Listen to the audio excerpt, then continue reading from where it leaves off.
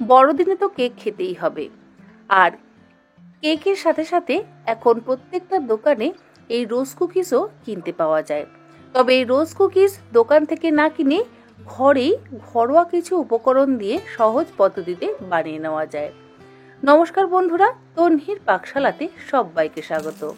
আজকের রেসিপি বড়দিন স্পেশাল রোজ কুকিজ। তাহলে দেখে নেওয়া যাক আমার আজকের এই ভিডিওটি। রোজ কুকিজ বা ফুলঝুরি পিঠা বানাবার জন্য প্রথমে একটা ব্যাটার তৈরি করে নেবো। তার জন্য বাটির মধ্যে নিয়ে নিলাম 1 কাপ পরিমাণে ময়দা, তার সাথে 1/2 কাপ পরিমাণে চালের গুঁড়ো। আতপ চাল বা সেদ্ধ চাল যে কোনো চালের গুঁড়ো ব্যবহার করতে পারেন। 1/4 কাপ পরিমাণে গুঁড়ো চিনি, 1/3 কাপ পরিমাণে মিল্ক পাউডার, তার সাথে দিয়ে দিচ্ছি 1/4 চা চামচ পরিমাণে লবণ। লবণ কিন্তু অবশ্যই ব্যবহার করতে হবে। এবার এই শুকনো উপকরণগুলো একসাথে প্রথমে ভালো করে মিশিয়ে নেব।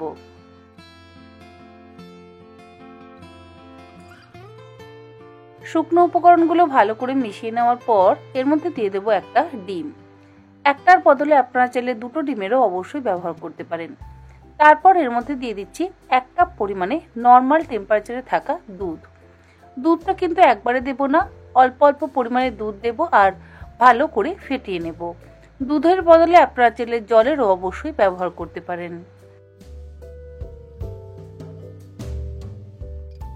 তবে জলের বদলে দুধটা ব্যবহার করলে কিন্তু স্বাদটা বেশি ভালো হবে। একবারে পুরোটা দুধ দেব না, অল্প অল্প করে দুধ দেব আর ব্যাটারটাকে তৈরি করে নেব। পুরো 1 কাপ দুধ প্রথমে দিয়ে দিলাম। যদি আমাদের প্রয়োজন পড়ে তাহলে এখানে আরো 1/2 কাপ দুধের ব্যবহার করব। এর মধ্যে আরো 1/2 কাপ পরিমাণে নর্মাল টেম্পারেচারে থাকা দুধের ব্যবহার করছি।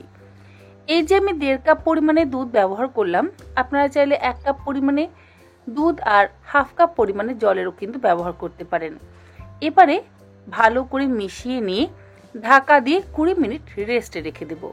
রেস্টে রাখাটা কিন্তু অত্যন্ত প্রয়োজনীয়, কারণ রেস্টে যদি না রাখা হয় ব্যাটারটা ঠিক মতন সেট হবে না। আর ব্যাটার যদি ঠিক মতন সেট না হয় তাহলে এই রোজ কুকিজ বা ফুলঝুরি পিঠা পারফেক্ট হবে না।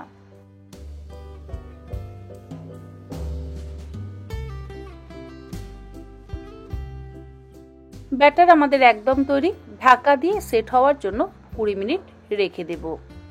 আর এই কুকিজগুলো বানাবার জন্য এরকম ছাঁচ কিন্তু দোকানে কিনতে পাওয়া যায়। আর এগুলো যে সমস্ত দোকানে কেক টিন কিনতে পাওয়া যায় সেই দোকানে কিনতে পাওয়া যায়। আর যদি এইরকম ছাঁচ না থাকে তাহলে আপনারা ভেজিটেবল স্ম্যাশার বা হাতা বা খুন্তি বা ছাঁচার যে কোনো কিছু ব্যবহার করতে পারেন। একটা সুন্দর ডিজাইনের যদি কোনো কিছু থাকে বাড়িতে সেটা দিয়ে আপনারা করতে পারেন। আর এই রোজ পিঠা বানাবার জন্য বেশ অনেকটা পরিমাণে তেলের কিন্তু প্রয়োজন। আমি ফ্রাই প্যানে বেশ অনেকটা পরিমাণে তেল দিয়ে দিলাম। তেলটাকে হাই ফ্লেমে গরম হতে দেব। তেলটা গরম হতে হতে এই ছাঁচটা একটু তেলের মধ্যে ডুবিয়ে গরম করে নেব। তারপরে এক্সট্রা তেলটা ঝেড়ে নিয়ে আপনারা চাইলে টিস্যুতেও কিন্তু একটু মুছে নিতে পারেন। তবে পুরোপুরি তেলটা মুছবেন না, তাহলে আবার যখন ব্যাটারটা ডুবিয়ে তেলের মধ্যে ছাড়া হবে ব্যাটারটা কিন্তু হাতা থেকে বা ছাঁচ থেকে ছাড়বে না। তাই একটু তেল যেন ছাঁচের গায়ে লেগে থাকে। ছাঁচটা একটু ভালো করে গরম করে নিতে হবে।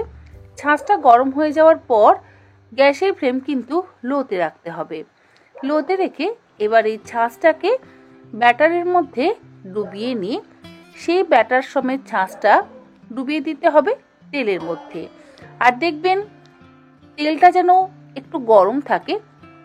গ্যাসের ফ্লেম হাইতে রাখবেন না, গ্যাসের ফ্লেম অবশ্যই লোতে রাখবেন।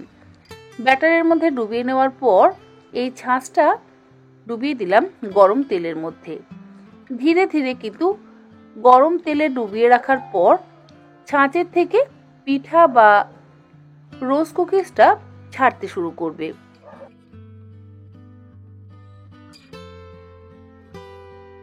যদি আবার ব্যাটার পারফেক্ট না হয় তাহলে ছাঁচ থেকে বা হাতা খুন্তি থেকে এই কুকিজটা ছাড়তে চাইবে না। দেখুন কুকিজ কিন্তু নিজে নিজেই তেলের মধ্যে ছেড়ে গেছে আর গোল্ডেন ব্রাউন করে 2 পিঠ ভালো করে ভেজে নিয়ে তুলে রেখে দেব। তবে খুব বেশি লাল করে কিন্তু ভাজবেন না। আমার প্রথমটা একটু বেশি লাল হয়ে গেছে, কারণ তেলটা একটু বেশি গরম হয়ে গেছিল। যাই হোক, এরকম রান্না করতে করতে অনেক রকম সমস্যা আমাদের সকলেরই কিন্তু হতেই পারে। এক্সট্রা তেলটা ঝরিয়ে নিয়ে তুলে একটা আলাদা প্লেটের মধ্যে রেখে দিচ্ছি। আর এই একই রকমভাবে বাকি রোজ কুকিজ বা ফুলঝুরি পিঠাগুলোকে ব্যাটারে ডুবিয়ে তারপরে তেলের মধ্যে ডুবিয়ে ভেজে নেব।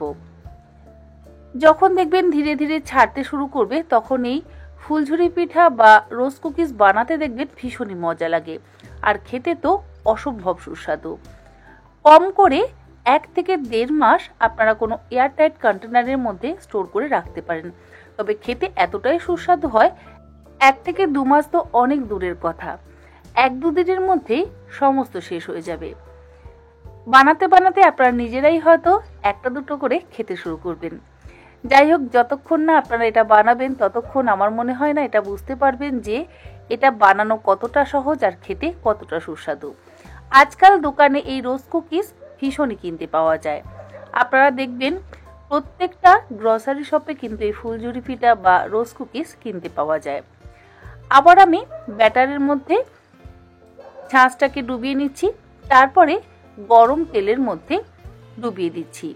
আর দেখুন ধীরে ধীরে তেলের মধ্যে ছেড়ে যাচ্ছে। তেলের পরিমাণটা অবশ্যই একটু বেশি ব্যবহার করবেন, আর গ্যাসের ফ্লেমটাকে লোতে রাখবেন।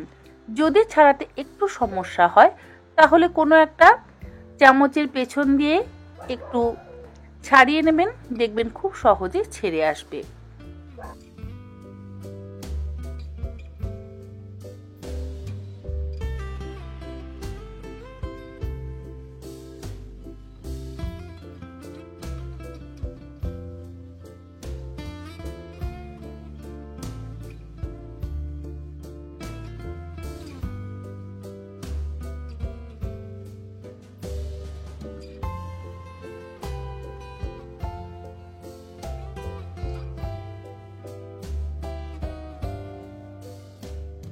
আশা করি আমার আজকের এই রোজ কুকিজের রেসিপি বা ফুলঝুরি পিঠার রেসিপি আপনাদের ভালো লাগলো।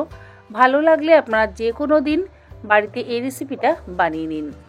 তবে যদি ছাঁচ না থাকে, ওই যে বললাম, মন খারাপ একেবারেই করবেন না, হাতা খুন্তি তো বাড়িতে আছেই, সেটা দিয়েই আপনারা এই ফুলঝুরি পিঠা বা রোজ কুকিজ বানিয়ে নিতে পারেন।